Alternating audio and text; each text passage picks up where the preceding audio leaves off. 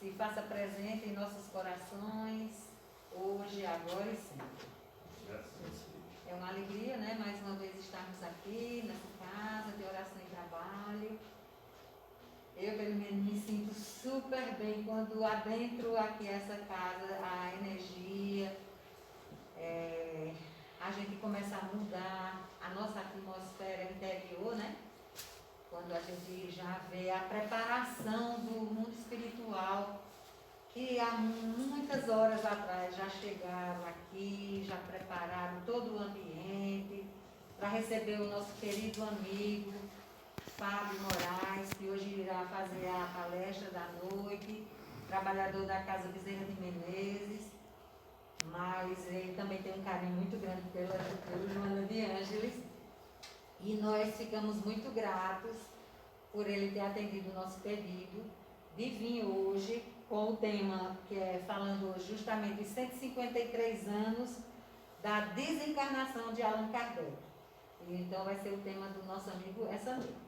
E para que a gente possa iniciar, eu vou pedir à nossa irmã Gabriela, que eu estava morrendo de saudade dela, nunca mais tinha vindo à nossa casa, é uma trabalhadora da casa, e eu queria que você fizesse a leitura, pode ser? É só ler. Você abre o acaso e faz a leitura.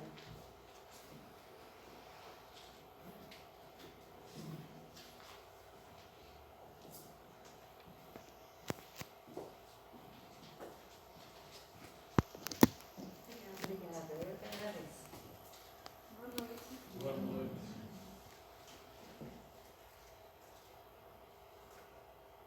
Em matéria afetiva, sempre é forçoso muito cuidado no trato com os problemas afetivos dos outros, porque muitas vezes os outros nem de leve pensam naquilo que possamos pensar.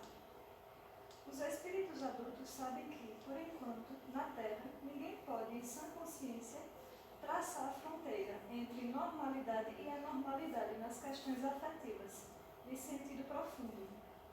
Os pregadores de moral rigorista, em assunto de amor, raramente não caem nas situações que condenam.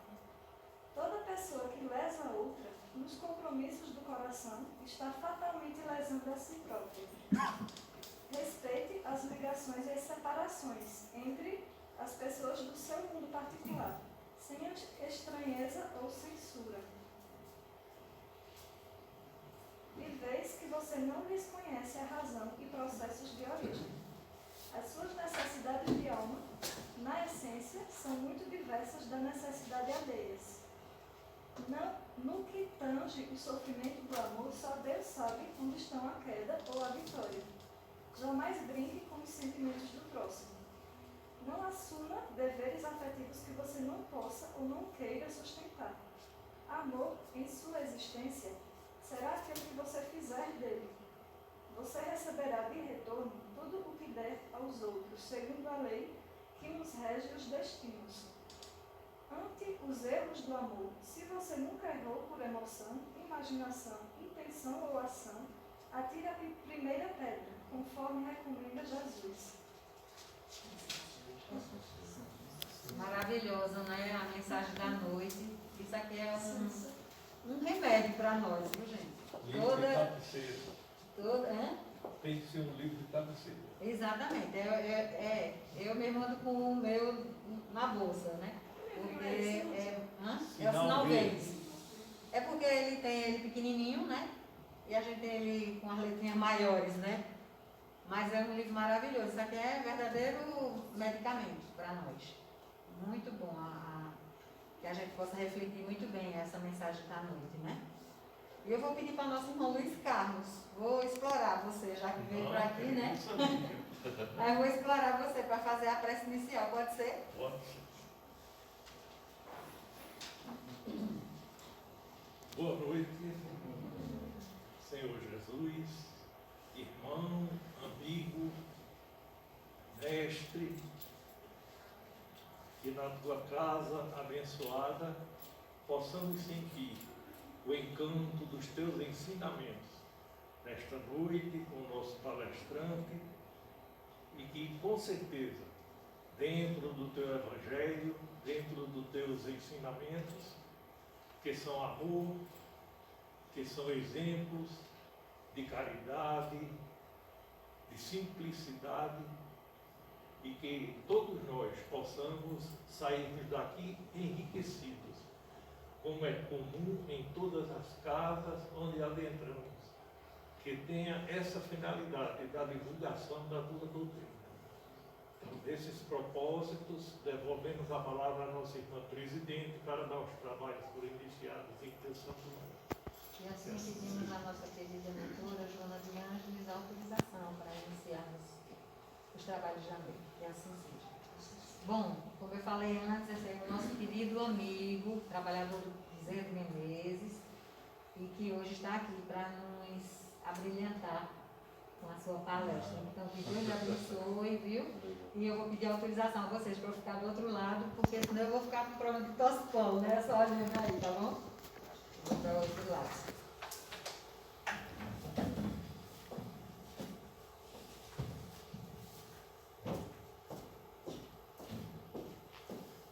Boa noite, meus irmãos. Que a paz do Cristo esteja com todos vocês na noite de hoje. O tema, né, que nós vamos tratar essa noite, 153 anos da desencarnação de Allan Kardec. Esse é o tema, é uma alusão, né, à data de hoje. Mas, na verdade, nós não vamos falar essencialmente do desencarne. Nós, quando pensamos nesse tema, de como abordar, e aí vamos observar várias maneiras que existem. Pensando nos que já são espíritas, a maioria, pelo menos, já conhece muita coisa de Kardec, ou que leu, ou que estudou, seja na casa espírita, seja em casa. Então não é um personagem, vamos dizer assim, desconhecido.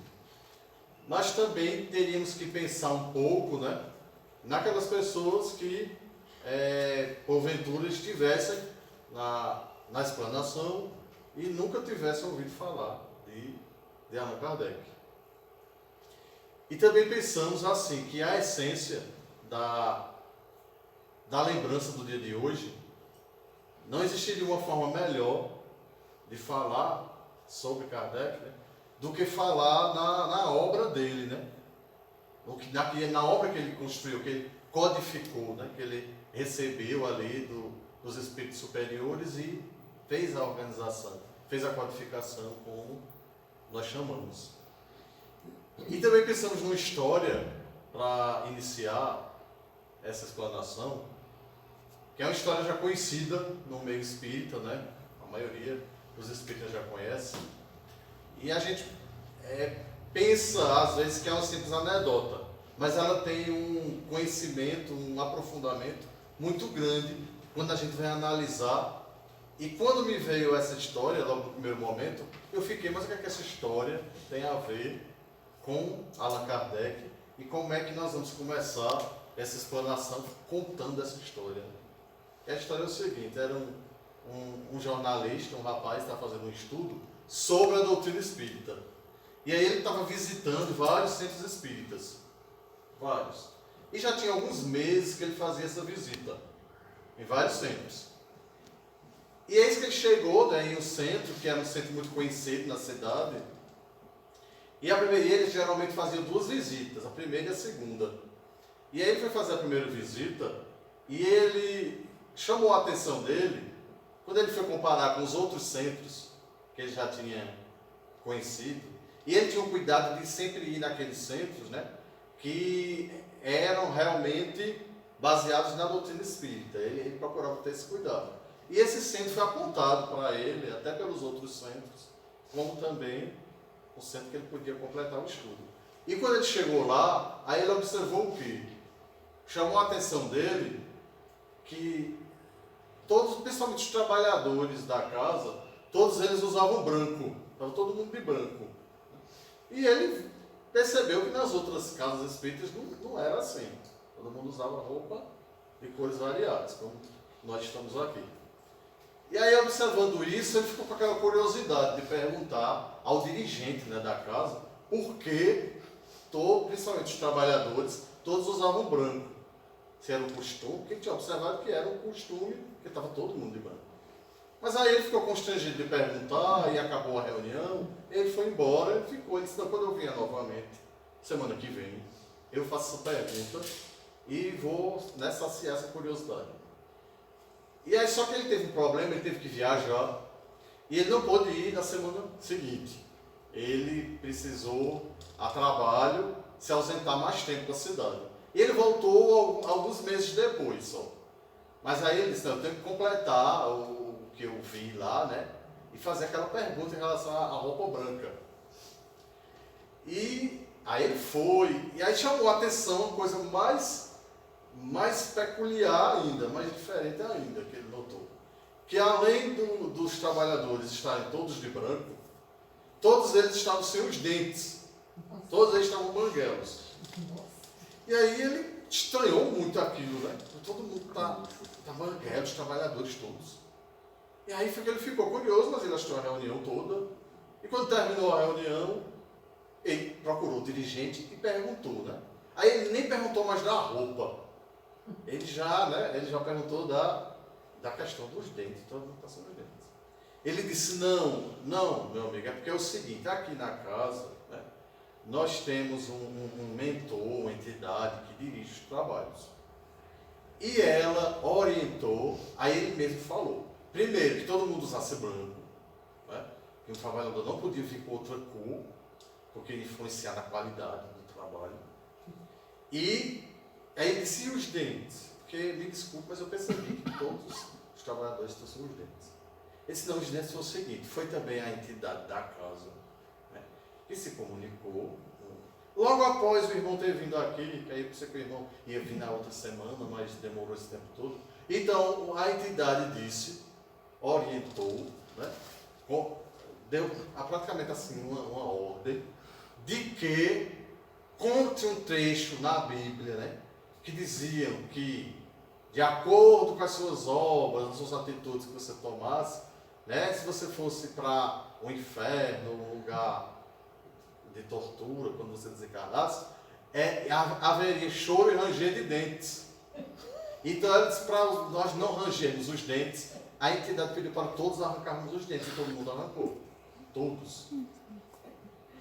Por que essa história? A gente vai pensar. Porque quando a gente pensa em Kardec, a gente pensa nele, claro, como codificador da doutrina, mas a gente pensa nele como um homem de quê? De ciência. Era um homem de ciência. Ele foi pesquisar o que todo mundo dizia que era sobrenatural, e através da investigação científica dele, mostrar que não existe nada que é sobrenatural. Tudo é natural. Apenas tem coisas, né, que o nosso olhar físico, dessa faixa vibratória que nós estamos, a maioria das pessoas não conseguem enxergar. Então ele foi fazer aquela pesquisa, daí toda a orientação que os espíritos deram a ele. Então a gente for analisar, né, nessa casa, os trabalhadores, o dirigente, ele aí esqueceu, né, não pode dizer um pouco, esqueceu muito das orientações e do que Kardec foi e do que ele propôs. E hoje em dia nós observamos muito isso. Não desse jeito assim tão radical como da história ilustra, né? Mas a gente observa ainda muitas atitudes de espíritas, de casas espíritas, em que muitas vezes não se orienta pela codificação, pelo o que Kardec observou e nos mostrou, né? E revelou ao mundo. Então essa história desse é para isso, porque nós vamos ver o Kardec, né, codificador, mas temos que ver o Kardec como um homem de ciência, como um estudioso, né? Como que ele não se deixava, vamos dizer assim, se iludir. Ele ia, quando a gente assiste aquele filme Kardec, né, nós também observamos que ele vai procurar, ele vai investigar, ele vai ver se é aquilo mesmo. Então a gente tem que ter muito critério nisso. Os critérios que ele teve. Vou passar a história, por favor. E aí nós destacamos do Livro dos Espíritos uma edição da editora LAC, porque tem uma nota explicativa. E nós achamos interessante porque fala rapidamente um pouco sobre Kardec, né? Coisas que, como eu disse, a maioria das pessoas que são os espíritas já conhecem, mas só para a gente dar uma relembrada. Pode passar o história. E aí, veja, ele começa essa citação que está na Revista Espírita, né, de 1868, republicada, revisada pela Federação em 2005. Então ele diz, razão. Vejam, ele começa, né, com a palavra razão. Então, razão, raciocínio. E Kardec diz, a razão é a fé dos espíritas. Que é quando a gente vai falar, né, a fé raciocinada. Um espírita, realmente espírita, ele não vai fazer como aqueles trabalhadores que arrancaram os dentes. Porque o mentor, tá, o suposto mentor da casa, disse. Porque não é uma fé cega, é uma fé o quê? A fé do espírita é uma fé raciocinada. E a prova de sua força, nossa força, né, dos espíritos, é que se esforçam por se tornarem melhores. Então, uma das características que deve ser, pelo menos, do espírita, é esse esforço de se tornar melhor. Domarem suas inclinações más. Então a gente reconhece, né, o espírita nesse esforço. A gente não reconhece o espírita, segundo, veja, é Kardec que diz, né, não sou eu. Nós não vamos reconhecer o espírita porque ele é santo, ou porque ele é, vamos dizer, num termo pejorativo, puritano, ou porque ele sai apontando o dedo das imperfeições dos outros. Não, nós vamos reconhecer o espírita pelo esforço que ele faz em se tornar melhor. É quando a gente reconhece os nossos defeitos, quando a gente reconhece as nossas más inclinações e nos esforçamos para melhorar. Não nos acomodamos, nos esforçamos. E pôr em prática as máximas do Cristo. Então veja que ele começa a citação, não começa não, aí foi pego do meio, ele fala na razão, que nós destacamos aqui, e ele termina com as máximas do Cristo. Porque essa fé raciocinada, esse esforço da gente melhorar, é todo colocando em prática o que Jesus nos ensinou. As máximas que o Cristo nos ensinou. Passou a história. Então, foi como eu disse antes, né? Então, Kardec ele foi investigar, né? Se os espíritos existiam, se eles existiam, como era essa comunicação dos espíritos para com os homens, né? Porque ele ainda no início não tinha essa distinção se os espíritos, quem eram. Depois foi que, com os estudos e com as comunicações que ele foi recebendo, foi que ele viu que os espíritos nada mais eram do que os homens, né, que tinham passado pela Terra. Então, o foco dele era isso. Existe essa comunicação, porque em todas as épocas aconteceram. Os charlatões, né, os ilusionistas, as pessoas de má fé que queriam ludibriar as pessoas, como hoje ainda existem. Então ele foi fazer essa investigação em cima dessa comunicação, a priori, né? O iniciozinho, vou passar a história. Só que aí ele foi fazer uma investigação baseada, né, em dados científicos, na maneira correta que a ciência tem de fazer essa pesquisa, de fazer essa investigação. Então foi a primeira vez que surgiu, né, pelo menos assim, tão fortemente e com tanto destaque, um homem que procurou fazer essa investigação. E que realmente as trouxe, né, para todos nós. Vou passar a história. Então essa investigação era uma investigação, veja, voltando lá, né, racional. Razão, a fé dos espíritos. E, pode passar a história, científica. A gente não pode separar a racionalidade da ciência. Então ele foi pegar essa questão sobrenatural da comunicação dos espíritos e ele foi investigar baseado na ciência. Quando a gente disse que ele era um homem de ciência, né? Vou passar a história. E com toda essa investigação dele, ele fez o quê?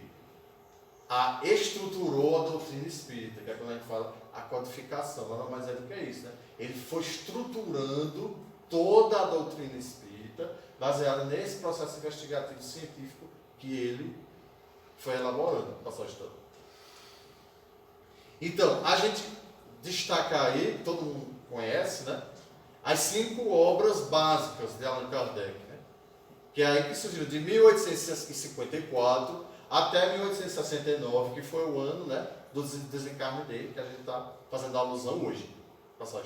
Então veio o Livro dos Espíritos, de 1857, o Livro dos Médiuns, de 1861, o Evangelho segundo o Espiritismo, de 1864, o Céu e o Inferno, de 1865, e a Gênese, de 1868. Então, essas aí, né, são as 5 obras básicas que todo espírita tem que ler, né, ler, estudar. Né? Aí a gente não consegue um espírita que não tenha pelo menos lido, né, as 5 obras básicas. É sempre incentivado nas casas espíritas pelo menos a leitura, né, dessas 5 obras básicas. Além delas, né, tem também um livro que é o Espiritismo, de 1859, e tem também uma série de opúsculos.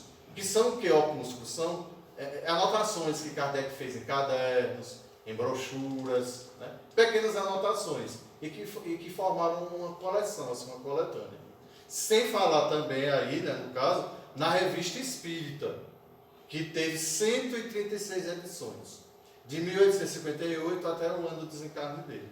E um livro foi publicado após o desencarne de Allan Kardec, que é o Obras Póstumas, de 1890. Aí é só para a gente, pode passar. E aí nós observamos, nesse ponto aí, as conclusões, né, que Kardec chegou após todo o processo de investigação científica que ele fez.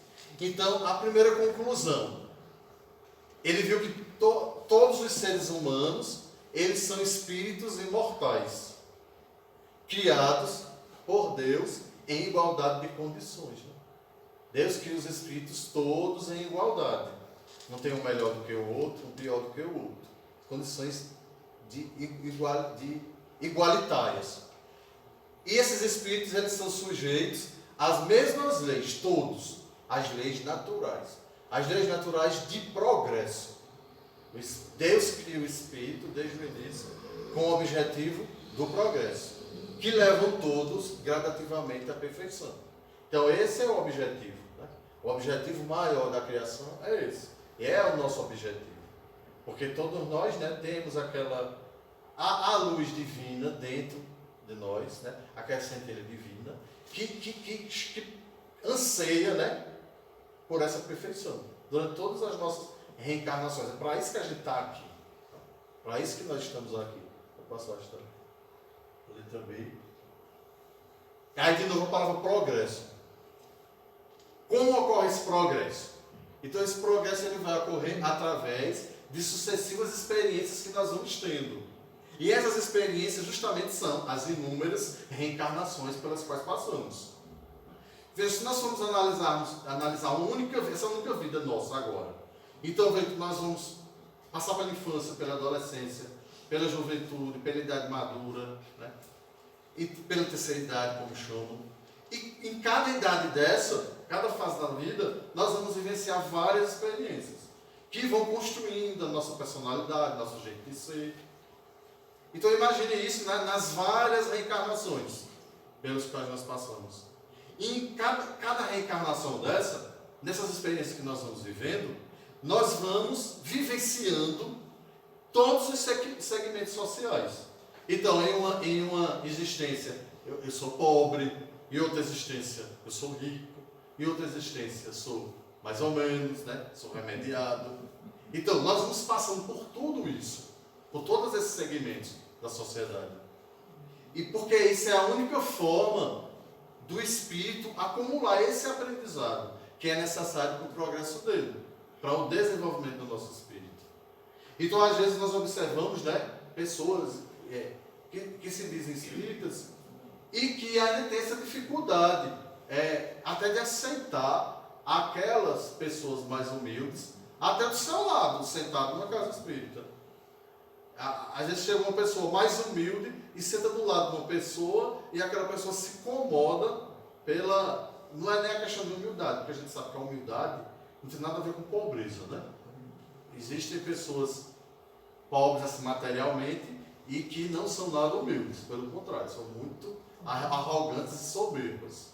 A gente não pode vincular a pobreza, né, com humildade, porque elas não andam juntas. Mas assim, vamos dizer, uma pessoa mais simples, e às vezes as pessoas ficam incomodadas. Ele, como espírito, esquece disso, né? Que ele já foi e pode voltar a ser uma pessoa ali mais desfavorecida materialmente, e ele esquece disso.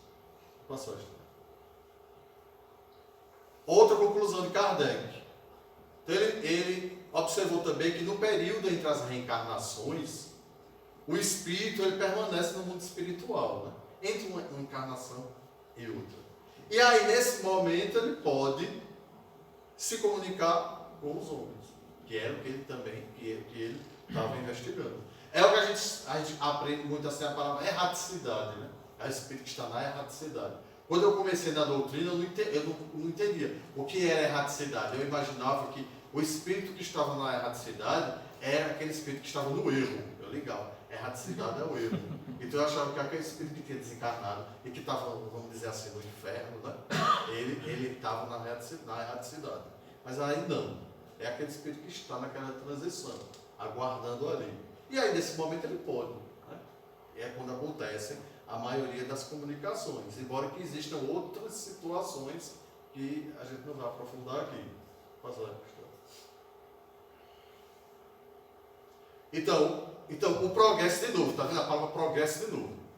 O progresso ele obedece às leis morais. Então, quem nos ensinou as leis morais? Jesus. Ele ensinou e viveu, né, essas leis morais e nos ensina como vivenciá-las também. Nós aqui temos dificuldade com isso. Então, Jesus, que é o nosso guia e modelo, que é a referência para todos nós, pelo menos para todas as pessoas que desejam desenvolver-se espiritualmente, de forma consciente e voluntária. Porque também a gente esbarra numa coisa, na vontade. Né? Você tem que ter vontade de querer mudar. Você tem que ter vontade de querer crescer espiritualmente, de se desenvolver. E a gente às vezes coloca 1000 desculpas, mas na verdade a gente não tem vontade. A gente não tem vontade de mudar. A gente está ali acomodado. E às vezes tem pessoas, né, espíritas, que dizem assim, não, nessa vida eu não mudo mais, porque eu já estou velho, e aí eu não vou mais mudar, eu vou deixar para outra vida. Quando eu reencarnar, aí eu faço isso. E esquece, né, que nós sabemos da reencarnação, mas se esquece que essa vida aqui, por exemplo, eu como Fábio, essa vida aqui minha agora é única. Como Fábio, pai de Stênio, pai de Estela, marido de Sora, é única. É essa vida aqui que eu tenho. Então eu tenho que aproveitar todos os mecanismos e tudo que é me posto como instrumento para melhoria agora. Não importa se eu tenho 30, 80 anos. Sempre o espírito é que tem que ter essa visão, né? Sempre é hora de mudar. Todo instante ali eu posso mudar. Agora eu tenho que querer mudar. E a maioria ainda não quer mudar. A gente quer que as bênçãos dos céus, né, que os espíritos nos curem de todas as doenças, dos nossos problemas, mas nós não queremos fazer nada para isso. Então nos falta ainda a muita gente, né, a consciência e a vontade de querer mudar. Que é isso que ele fala aí, para progredir. Posso ajudar? E aí também um trecho da revista, já aí da revista Espírita, né, que ele diz, Kardec, o que é que o Espiritismo permite? Aí a gente vai ver a abrangência da doutrina. Segundo ele, resolver os milhares de problemas históricos, arqueológicos, antropológicos, teológicos, psicológicos, morais e sociais. Vejam a abrangência aí do que ele percebeu que a doutrina espírita permite resolver. É uma abrangência assim imensa aí. Alguma coisa bem complexa mesmo. Passou a estudar. E aí nós tiramos do livro a Gênese, no capítulo 1, e também que está na revista Espírita, né? quando ele fala novamente aí da reencarnação. Então, com a reencarnação, desaparecem os preconceitos de raças e de castas. Pois o mesmo espírito pode tornar e nascer rico ou pobre, como falei, capitalista ou proletário, chefe ou subordinado, livre ou escravo, homem ou mulher. Aí é nesse ponto que a gente vê como é que ainda nós, mesmo sendo espíritas, ainda temos vários preconceitos dentro da gente.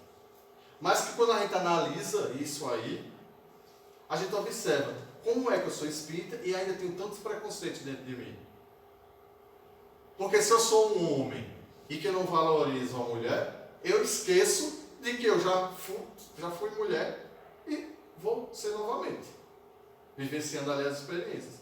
Então como é que eu posso olhar a mulher como como se diz, como um objeto ou como uma pessoa, um gênero que tem que ser subordinado ao homem? Como é que eu não valorizo, né, a mulher? Então a gente observa muito isso. Como a questão ali, até interessante, até de chefia, né? Às vezes nós trabalhamos e quando nós pegamos um chefe legal, é uma maravilha. Mas é quando você pega um chefe, né, que não é lá essas coisas. O que já aconteceu comigo, viu? Eu com um chefe ruim, né, aí eu olhava e eu pensava assim, não tem nada não. Quando tu reencarnar e você ter um chefe, tu vai ser acostumado nada. Aí eu vou te pegar, viu? A gente se pega com esse pensamento, mas acontece. Não é certo. Mas a gente sabe que isso não é realidade. Agora, claro que eu não vou querer agir como ele agiu comigo, né? Aí está a grande lição. Então é a questão da riqueza, da pobreza, né? Do preconceito também de raça. Muitas pessoas que têm preconceito racial e que vêm para a casa espírita e começam a conhecer a reencarnação, tem até a história de uma senhora que foi na casa espírita, né? e ela disse, olha, eu não gosto de negro. Ela disse, eu não gosto de negro. Eu me esforço, mas eu não gosto. Mas eu me esforço. E aí a pessoa do atendimento fraterno foi conversar com ela, dizendo, minha irmã, olha, existe a reencarnação. Provavelmente você já foi negra ou negro. E provavelmente você pode vir novamente. Então analise. Aí ela, não, porque agora eu estou vindo à casa espírita, eu estou praticando, eu estou trabalhando, eu sou uma trabalhadora da casa. E Deus não ia fazer isso comigo de eu reencarnar negra. Veja o pensamento. Conceituosa não. E muitas pessoas orgulhosas não aceitam a reencarnação porque elas não admitem isso. Nunca que eu vou voltar pobre, ou negro, ou mulher, ou homem. Então, é a não aceitação. Então, não quero saber de espiritismo não, que no espiritismo tem reencarnação e isso pode acontecer, eu não quero saber. Posso ajudar? E aí também na revista Espírito, né?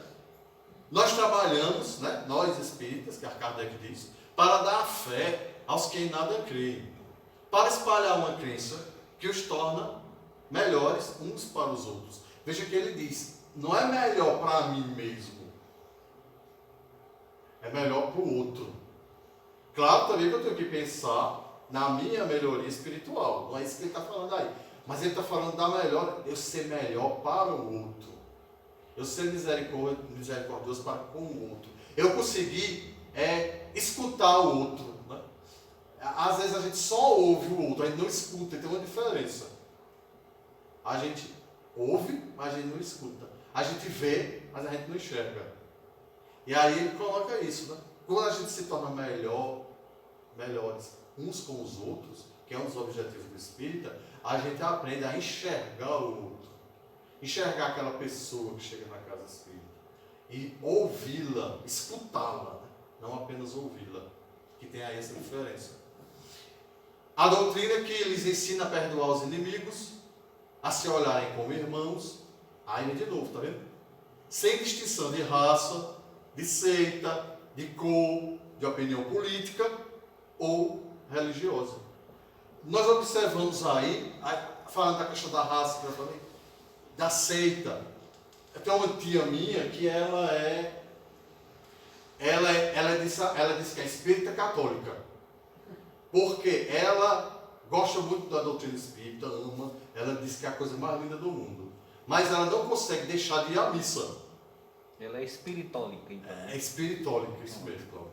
Então ela vai na quarta-feira para o centro espírita, ela mora em Recife. E no sábado, no domingo, ela vai para a missa. Aí eu conversando com ela disse assim, ó, Fábio, eu acho muito bonito, mas eu tenho medo de ser só espírita. Porque vá que realmente seja coisa do diabo. E eu vá para o inferno. Então eu gosto, eu fico... Né? É como aquele ditado, eu acendo uma vela para Deus e legal, na cabeça dela. Então ela não consegue.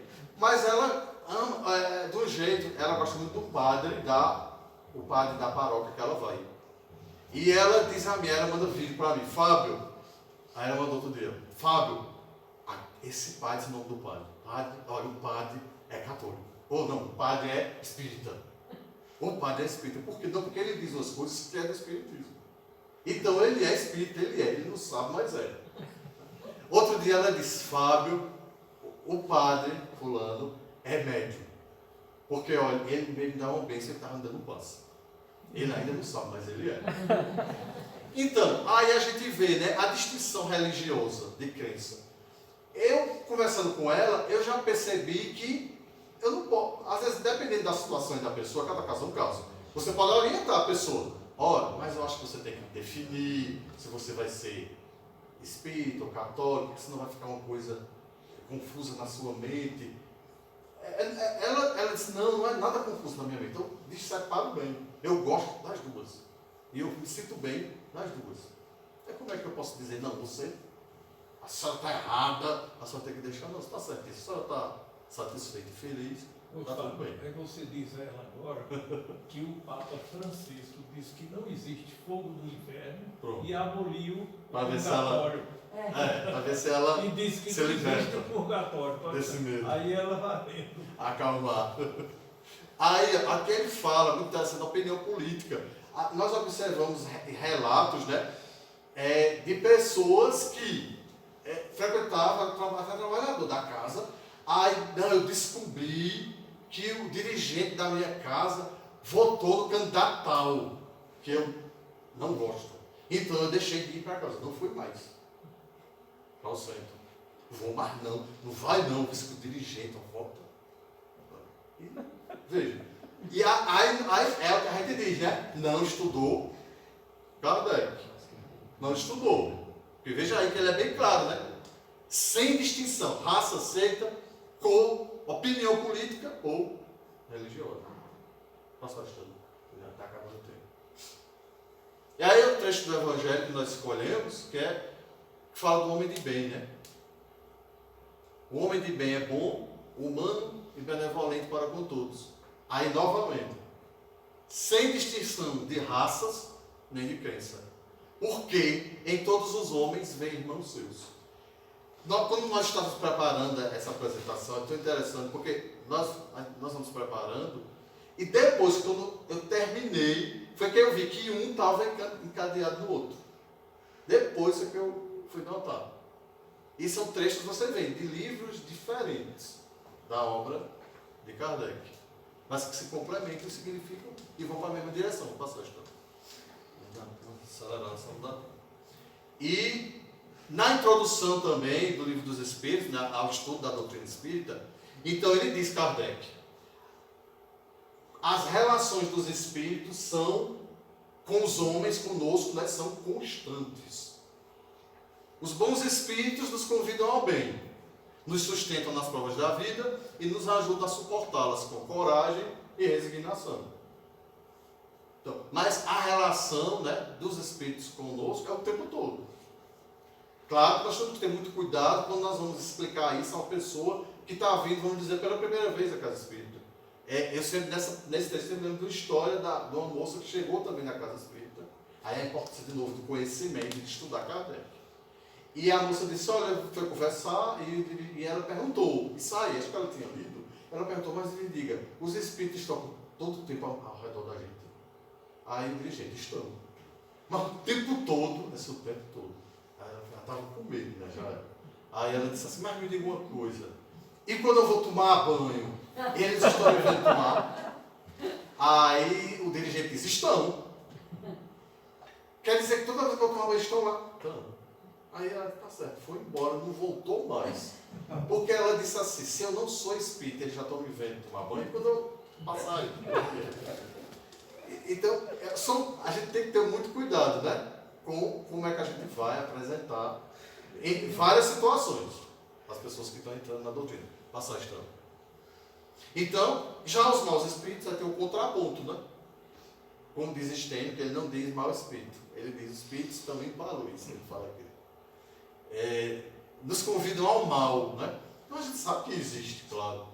E para esses espíritos, é um prazer ver-nos sucumbir e cair no seu estado.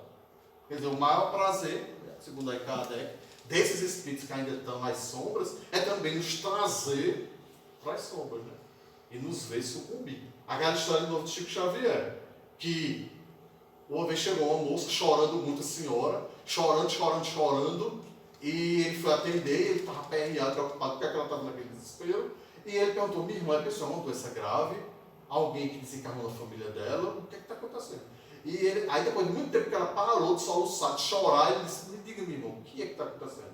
E ela disse, é porque eu odeio uma pessoa lá, e eu choro porque eu não consigo fazer todo o mal que eu quero. A ela, vejo mesmo.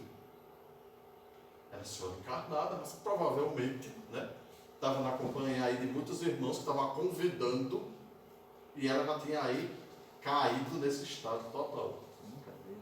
Passar. E aí ele diz de novo, Kardec, mas jamais dissemos que essa ciência seja fácil, e nem que se possa aprendê-la brincando. Não. E nunca será demais repetir que ela exige estudo constante. Daí sempre a necessidade do estudo. E aí a gente observa, na maioria das casas espíritas, né, a reunião que tem menos frequência é a de estudo.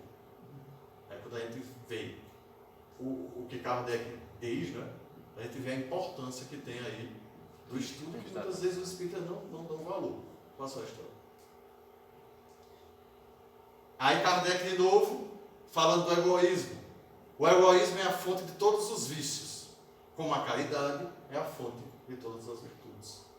Aí a gente observa aí, isso foi a história que escolheu essa imagem, e quando eu vi eu não entendi. Mas por que saiu do egoísmo?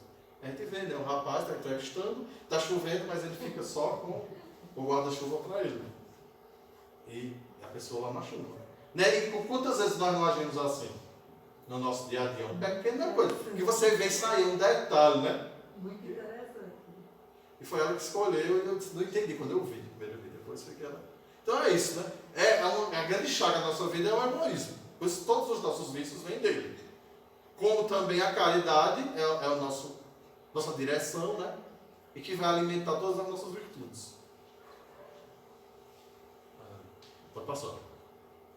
E aí vem, que eu já expliquei antes, a doutrina espírita nos mostra o quê? Toda a diversidade humana e como nós temos que ter respeito, que é aquela questão, crenças diferentes, raças diferentes, opiniões políticas diferentes,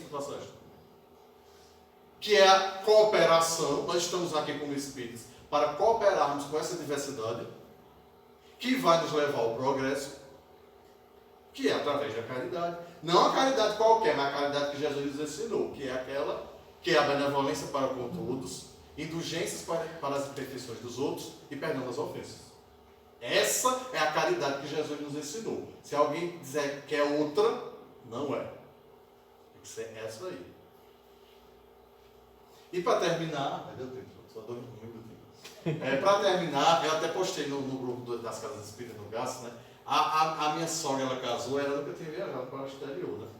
E foi interessante porque ela foi viajar para a lua de mel, nunca tinha ido para o exterior.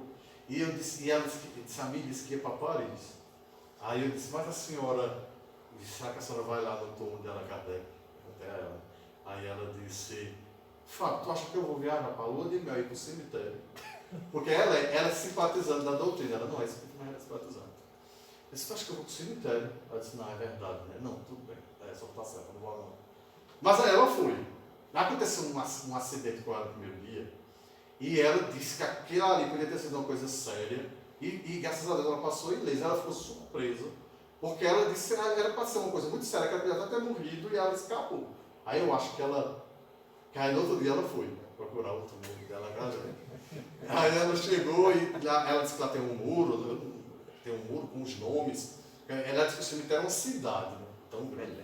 E aí tem os nomes das pessoas mais ilustres. E não é todo mundo, só das pessoas mais ilustres. E tem o nome dela Kardec. E ela olhando lá, ela encontrou, tinha um número, que era o nome da rua, dentro do cemitério. Eu sei que ela disse que procurou. E não encontrava. Aí encontrou uma pessoa, a pessoa disse que não ouviu falar. Aí encontrou outra pessoa também, disse, eu nunca ouvi falar. Aí ela disse que parou, assim, ela tinha rodado o tempo. Aí ela disse assim, meu Deus do céu. Aí disse assim, oi, seu Allan Kardec, se o senhor quer que eu ache o seu túmulo, me ajude, porque eu já vou desistir, eu vou embora. E fato que essa foto. Aí ela disse que quando ela fez essa prece lá do jeito dela, aí eu olhei, tinha um rapazinho assim na frente. Aí ela chamou o rapaz e disse, olha, aí ela não sabia falar francês, mas o marido dela sabia. Aí ele disse, na Kardec, ele disse, tá bem pertinho, a senhora passa aqui e a outra. Pronto, aí ela chegou lá, aí pode passar a Estela, aí tirou essas fotos, né? E ela se achou interessante, porque ele explicou lá que essas flores são sempre vivas, né, e naturais, que as pessoas levam e deixam lá no túmulo. Então é isso, né? Então essa mensagem de Kardec, essa alusão ao desencarne dele, é isso. Nós não esqueçamos, né, que ele é o codificador da doutrina, que ele é um homem de ciência, que ele é um homem de fé raciocinada, né, que nos ensinou isso e que nos mostrou que para melhorarmos espiritualmente temos que seguir as práticas que Jesus, as leis morais que Jesus viveu, né, e nos ensinou. Aí só para concluir, que eu estava lendo hoje um trecho do livro de Joana de Anjos, né, psicografado de Valdo Franco, e ela fala da fé. É uma mensagem grande, mas no começo ela diz assim: do mesmo jeito que o corpo necessita do sangue, né, para viver, para ficar de pé, para se manter, a alma ela precisa da fé para ter o mínimo de equilíbrio, né, equilíbrio e felicidade. Então é isso, né, que nós tenhamos nossa fé cada vez mais fortalecida, não uma fé cega, mas uma fé raciocinada como Kardec nos ensinou. E muito obrigado pela paciência de vocês.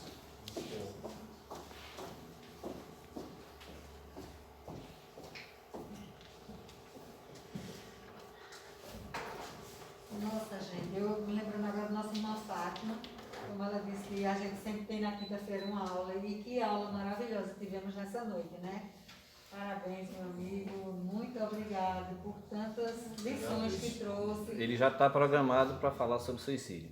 Ótimo, e assim, É difícil. foi de uma forma clara, e que todos que estão aqui entenderam muito bem, né? E conheceram, quem não conhecia realmente Kardec, e viu como é bom estudar Kardec, o quanto a gente cresce moralmente, espiritualmente, né?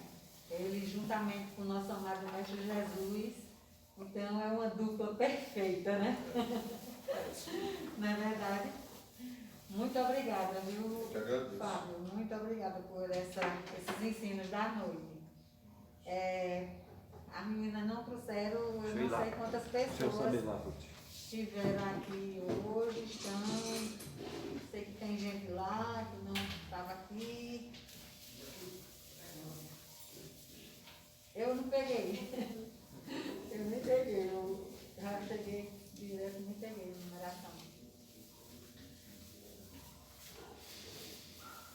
Eu não peguei não, viu? 26. Comigo 27, então. 27. Porque eu não peguei. Você puxar, por favor. Aí vai fazer o sorteio do veículo da noite, né? Presença de Chico Xavier. 10. 10. Número 10. De rumo. Obrigada. Tem dois 10. Tem dois 10? Você é a número 10? Pronto, Acho que pegaram a mensagem. Acho que foram fazendo e repetiram o 10 para depois ir com o Deve ter sido a mensagem da semana passada que sobrou ali. Parabéns, meu amigo. Boa noite. É seu, isso aqui é um remédio para você ler bem com calma em casa. Toda mensagem é um remédio mesmo para a gente, viu? Faça muito bom proveito. Espero que tenha gostado da reunião. Gostei muito. Obrigado. Bom, fizemos o sorteio. Vou chamar o nosso irmão Guilherme para fazer a prece final. E a nossa prece final é o nosso passe coletivo, né? Logo, logo a gente vai, se Deus quiser, retornarmos aos passes presenciais, nas cabines, mas ainda vamos continuar ainda algum período e graças a Deus estamos bem próximos disso, né? Se Deus quiser. Se Deus quiser. Vai. E meus irmãos, mais uma vez aqui reunidos nesta casa de orações e prece, agradecidos aqui estamos a Deus Pai Todo-Poderoso, Jesus, nosso irmão maior, a mentora espiritual desta casa, Joana de Andes, Allan Kardec, André Luiz, Emmanuel, Dr. Bezerra Menezes, e os demais irmãos de luz. Nós pedimos bênçãos para todos nós, para os nossos entes queridos que nos aguardam em casa, para aqueles irmãozinhos que se encontram enfermos nos hospitais, aqueles que se encontram embaixo das pontes, nas calçadas, os que se encontram nas cadeias públicas ou em qualquer sofrimento. Pedimos também ao Pai amado pelo pão de cada dia que nunca nos faltou. Pedimos a força para continuarmos com saúde do nosso corpo físico e espiritual também, para que juntos possamos dar continuidade a esta missão que foi pedida por nós e concedida por Deus Pai Todo-Poderoso nesta encarnação. Pai amado, Pai de infinita bondade, iluminai a todos, Senhor Jesus, sem distinção nenhuma. Dai tua fonte de luz, de bênção e paz. Iluminai a todos os nossos entes queridos também, já desencarnados, aqueles amigos que se foram, que partiram. E também pedimos forças para o nosso dia a dia, para enfrentarmos o nosso dia a dia, Senhor Jesus. Aqueles irmãos que se encontram naqueles países que se encontram em guerra, abrandai o coração de todos, dos seus dirigentes e até os menores, o soldado que segue para cumprir aquela missão. Senhor Deus, te fazemos também agora, para encerrarmos o trabalho desta noite, pedindo por aqueles irmãos que se encontram registrados sobre esta mesa, que se encontram enfermos, em tratamento. A nossa irmã Fátima, que também fez uma cirurgia recentemente, pedimos por todos e fazemos a Ti aquela prece que Tu nos ensinaste, Jesus. Pai nosso que estás nos céus, santificado seja o vosso nome. Venha a nós o vosso reino. Seja feita a vossa vontade, assim na terra como nos céus. O pão nosso de cada dia de hoje, perdoai nossas ofensas, assim como nós perdoamos a quem nos tem ofendido. E não nos deixeis cair em tentação, mas livrai-nos do mal. Ó Senhor Jesus, nos ilumina nesta noite, que ao sairmos desta casa, saímos mais aliviados, possamos chegar em casa, os nossos entes queridos que nos aguardam, e possamos ter mais uma noite de fé, de luz, de paz e de tranquilidade hoje e sempre. Que assim seja. E assim agradecemos a Deus, nosso Pai, ao nosso irmão Jesus, nosso irmão maior, a Maria Santíssima, e pedimos à nossa mentora, Joana de Anjos, a permissão para terminarmos o trabalho da noite.